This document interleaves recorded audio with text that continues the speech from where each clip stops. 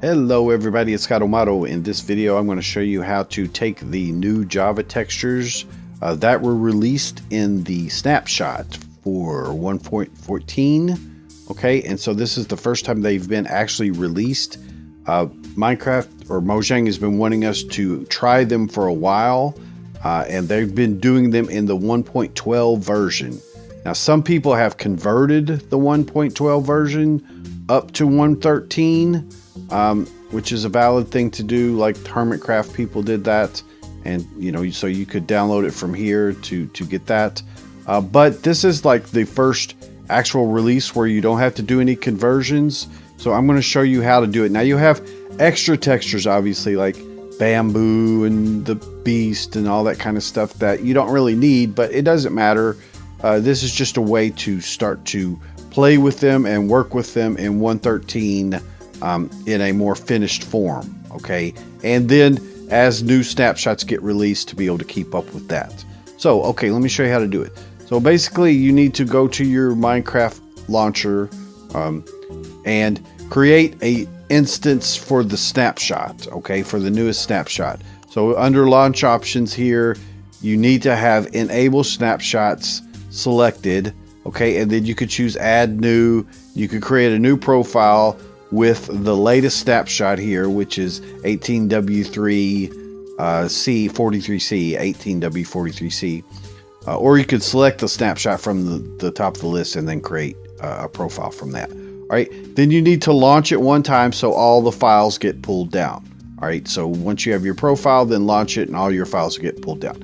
Then you need to go to your Minecraft folder, your .minecraft folder, your main Minecraft profile folder. Okay, on Windows it's in app data, on Mac it's in application support. Then you want to go to the versions folder inside of that. Okay, there's inside of that main Minecraft profile, there's a versions folder. If you've launched the snapshot one time, you'll see that there is a folder in there with that snapshot name. Okay, just go ahead and open that. And now you want to take the jar file and you want to use a decompression utility, WinZip, WinRAR, whatever. On the Mac, it's archive, and you want to open this guy, this jar. Okay, so you've opened the jar folder. Now you want to go, and inside of it, there's an assets folder. Okay, right here, there's an assets folder. That contains all the textures and stuff. Now it contains some extra stuff. As I said, it does have some extra textures, but it has some extra stuff like the shaders and stuff that you don't really need. You can throw those away, but they won't hurt anything if you keep them. So you want to copy this folder, the assets folder, right? And then just create a new folder on your hard drive somewhere that you can work in for the the texture pack. So I'm going to create a new folder inside of that folder. I'll call it new default textures, for instance, and I'll say 1.13. Okay, and so I'm going to paste the assets folder inside of there, and it takes just a second. Then go back and clean up this folder so you don't have this extra inside of the versions folder. Okay, and so you should be good on there. You could actually close your launcher at this point. From there, you could go ahead and take this assets folder that you created for the new default textures, and then the only thing we need to do to make it into a resource pack is add this pack.meta file. Okay, and I'm going to put it online. It doesn't have to be this one specifically, but it's just this simple structure here where it just says pack format 4 and description and new updated textures for 1.14.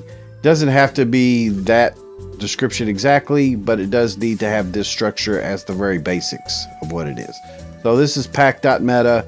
So once you've created that, you can then go and put it inside of that new textures folder that you have. So you'll just have assets and pack meta. Then you want to select those two things and compress them. Okay, you create a new zip archive, and then that is going to be our default textures. This will be our final archive for the textures. Okay, And again, as I mentioned, you could go through and you could delete, if you wanted the size, you could delete the shaders and stuff like that. All right, so we have our new default textures.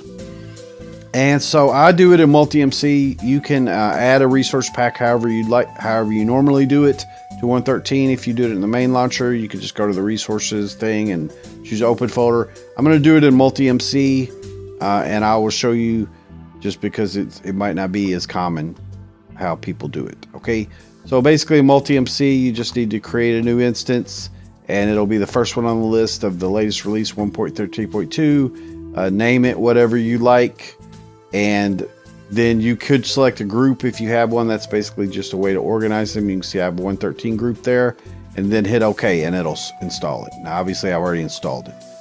So I called it new textures. Here it is.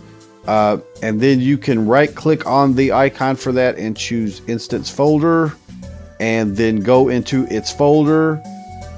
They'll give you a .minecraft folder here. Now on Mac, that's a hidden file because it's a .minecraft, so you'll want to have hidden files shown. But you right click on that. In Windows, you just open it, and inside of that is your resource packs folder. You take the one you just made, obviously I've done it, and put it inside of there. So new default textures. All right, and then launch the program and get your launch that instance. Right clicking on it, double clicking on it, I mean, and it'll load. And then you go to the resource pack options, resource packs, and you can load it. Now I have Optifine in this install. I have another video on how to get Optifine inside of it in 1.13.2 in Multi-MC. So you may want to take a look at that. But anyway, basically options, resource packs, then you can select the new default textures as your texture pack. I have these extra ones. I'll talk about those in a minute. This real nature one gives the sky. It's what I've already shown in my in my video on how to fix sky textures. Okay, this is a water add-on. I'll do probably something on it later. And then this is kind of cool because it adds like little animations, like how the underwater coral stuff does. Here's this pack right here. Now this is the page on the texture update. It's Jeffy's natural animations. So it does tall grass, ferns, flowers, all that. It gives kind of a shader effect without having a shader. So that's just kind of a bonus thing that you can do when you have the new textures. Okay, let's turn down the music, guys. Thank you, music. All right. And so basically that's it. You now have the new textures for that they're working on in Minecraft in 1.13 without you having to do any major conversions, like converting the texture packs or whatever. And you know it's going to be the newest releases because whenever you get a new snapshot, if in the release notes it says they've done something with the textures, then you could get the newer textures. Now, as I said, there's textures in here that you would need that they're working on or whatever. But anyway, here they are. This is the sand. The sand's quite new. And then you could see that Jeffy's animation deal gives you some little swaying of the grass and such, and swaying of the leaves. It's not too bad. It's about the same speed as what the underwater stuff does. It's not too distracting. A little bit distracting in that they do it in your inventory, so the leaves will kind of shimmer a little bit. You know, you can't see it very much, but stuff, they'll move a little bit, so that can be slightly distracting. But anyway, that's it. Hopefully that's helpful. And again, I'm looking at playing with underwater stuff, getting underwater textures under control, so I'll probably be doing some videos about that too. But anyway, I hope you enjoyed it. This is Scott O'Mato. Thanks so much for watching, guys. Have a great day. Bye-bye.